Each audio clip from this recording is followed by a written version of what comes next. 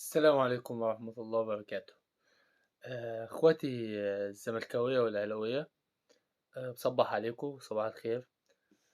كنت حابب اتكلم معاكم في كلمتين مختصرين جدا. الفيديو يهم الاهلاوية والزملكاوية الاتنين مع بعض. تمام.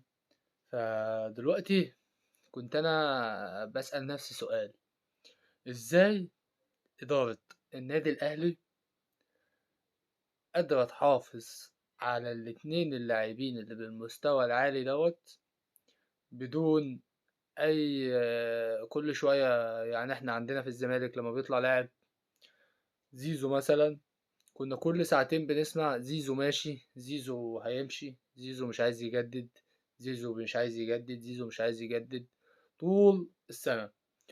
ازاي النادي الاهلي محافظ على اليو ديانج اللي من وجهة نظري الشخصية يلعب في مانشستر سيتي عادي، بالريتم العالي بتاعه، بالانطلاقات اللي بيعملها، بالأداء العالي جدا وعلي معلول؟ اتنين لاعبين هما مستوى النادي الأهلي، وهما اللي شايلين الفريق طول الفترة اللي فاتت ديت. ازاي بقى النادي الأهلي محافظ على اللعيبة دي؟ ما بنسمعش عنهم ان هما عايزين يمشوا، بنسمعش عنهم ان هو مثلا راح المنتخب ومش عايز يجي، وكل الكلام اللي بنسمعه في لعيبة الزمالك عندنا.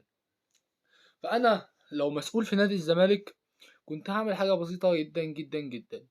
كنت هطلع بعثة توصل لحد النادي الأهلي، تفهم منهم ازاي بيتعاملوا مع الصفقات بتاعتهم، ازاي بيتعاملوا مع اللعيبة. ما بنسمعش عندهم خالص لاعب هربان ولاعب مجاش والكلام ده كله. ف يعني بتمنى ان احنا طالما هم احسن احنا نتعلم من الاحسن. مش شرط نطلع نشتم فيهم ونقول الساعات يا خطيب ومش الساعات يا خطيب. طالما هم احسن وهم ماشيين صح يبقى نتعلم منهم. دي نقطة. تمام. النقطة التانية بقى واللي هي المهمة: هل النادي الأهلي هيدخل نفسه في العقوبة الموقعة على محمود كهربا ولا لأ؟ أنا من وجهة نظري الشخصية إن النادي الأهلي مش هيدخل نفسه في أي كلام يخص اللاعب محمود كهربا، لأن هو من البداية وقبل ما يتعاقد مع اللاعب قال له أنا المشكلة دي ماليش دعوة بيها. طبعا احنا عارفين النادي الاهلي كويس ان هو ما بيرجعش في كلامه خالص. واكبر مثال على كده عصام الحضري لما طلع ومشى.